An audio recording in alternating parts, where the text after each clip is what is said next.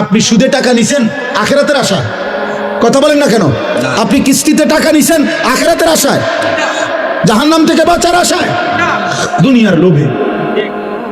আপনি এটা বুঝছেন আপনার ছেলেটা এখন আমি 12 লাখ টাকা দিলে এটা আমার একটা টাকা উপার্জনের মেশিন, আমি একটা মেশিন বইয়ে এলাম, এরপরে হেতে টাকা দিব।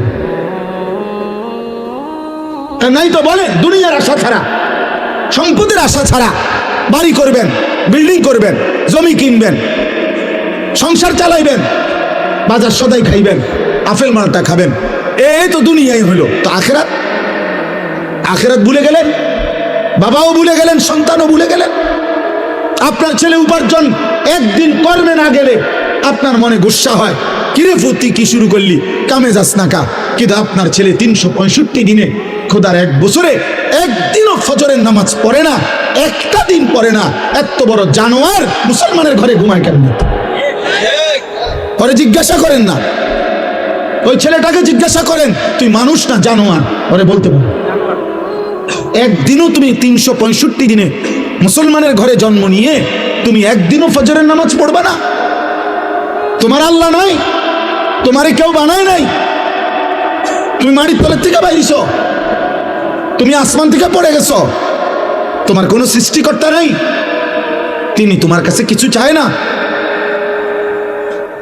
আস্তাগফিরুল্লাহ, আস্তাগফিরুল্লাহ। তাহলে একটা বাবা বেনামাজি সন্তান ঘুমায়, ওমা বেড়ার কোনো চিন্তাই নাই, ওনার কোনো ফিকিরে নাই, ওনার ফিকির শুধু টাকা, চাকরি, ব্যবসা, দোকানদারি, বিদেশ, পয়সা, এই জীবন। বলেন আব্বা, আখিরাত কেমনে ভুলে গেলেন? আখিরাত যদি ভুলেও যান তো আখিরাত হবে না? কথা বলেন না? বলো ছেলেরা, বাবা তোমরা বলো, তোমরা যারা আজকে মৃত্যু ভুলে গেছো, তোমাদের মৃত্যু হবে না? তোমরা যারা নামাজ পড়ো না, তোমরা তো মৃত্যু ভুলে গেছো। তোমাদের যাদের চরিত্র অপবিত্র, নারী দেখে, উলঙ্গ ছবি দেখলে, নারী দেখলে, জিনা ব্যভিচারের দৃশ্য দেখলে, হারাম নারী দেখলে বীর্যপাত হয় শরীরের মধ্যে, আর এই শরীর তখন নাপাক হয়, নাপাক। জিনা করিলে, ব্যভিচার করিলে, নারীর সাথে হারাম সম্পর্ক করিলে, মদ পান করিলে, ব্যভিচার করিলে শরীর নাপাক হয়, অপবিত্র হয়, অপবিত্র। আল্লাহ রসুল সাল্লাল্লাহু আলাইহি সাল্লাম বলছেন, যে ব্যক্তি মদ পান করে, যে জিনা ব্যভিচার করে, খোদার কসম নবী বলছে, আল্লাহ তার অন্তর থেকে ঈমান খুলে ফেলে, মানুষ যেমন তার দেহ থেকে জামা খুলে ফেলে। মান জানা ওয়া শারিবাল খামরা নাযা আল্লাহু মিনহুল ঈমান কামা ইয়াখলাউল ইনসানু আল কাবিসা মিন রাসিহি। ঈমান খুলে ফেলে বেটা। এই অবস্থায় যদি মৃত্যু হয় নাফরমান, মনে রেখো সে মৃত্যু কি মৃত্যু হবে। আল্লাহ তাআলা বলেন, সেদিন সমস্ত মানুষ মহান আল্লাহ তাআলা রব্বুল আলামিনের সামনে দাঁড়িয়ে থাকবে হাসরের দিন। নবীজি সাল্লাল্লাহু আলাইহি ওয়াসাল্লাম বলছেন, মাউদাউ কাদামি, এই পাওটা রাখতে যেটুকু জায়গা মাটিতে, পায়ের তলা, ঠিক এতটুকু জায়গায় শুধু প্রত্যেকে দাঁড়াবে। এর অতিরিক্ত এক সুতা আগে বাড়তে পারবে না, পিছনেও যাইতে পারবে না, ডানেও না বামে, শুধু দাঁড়িয়েই থাকবে। এখন দাঁড়িয়ে থাকবে কতক্ষণ? সরেন 2-4 মিনিট, ঠিক না? প্রথম দিন 50,000 বছর। ফি ইয়াউমিন কানা মিকদারুহু 50,000 সানা। কোরআনুল কারীমের আয়াত। আল্লাহ বলছে প্রথম দিন, একদিন, হাসরের ময়দানের একদিন 50,000 বছর। এখন বলেন 50,000 সানা, 50,000 বছর। ভেবে দেখেন, 50,000 বছর একদিন। এবার কতদিন চলবে হাসরের মাঠ, সেটা একমাত্র মহান আল্লাহই জানে। তো যদি ধরেন একদিনে দাঁড়ায় থাকতে হয়, তাহলে আপনাকে ন্যূনতম 50,000 বছর দাঁড়ায় থাকতে হবে। আর যেখানে দাঁড়াবেন সেখানে মাথার উপরে সূর্য থাকবে। যেখানে দাঁড়াবেন তখন এই সূর্য যদি মাথার উপরে থাকে, তো পায়ের নিচের জমিনের উত্তপ্ততা, গরম কেমন হবে? আমরা হজ্জের মধ্যে প্রতি বছর, এইবারও আরাফার দিন, মানে যেদিন হজের মূল দিন, আরাফার ময়দানে, সেদিন আল্লাহরই কুদরত।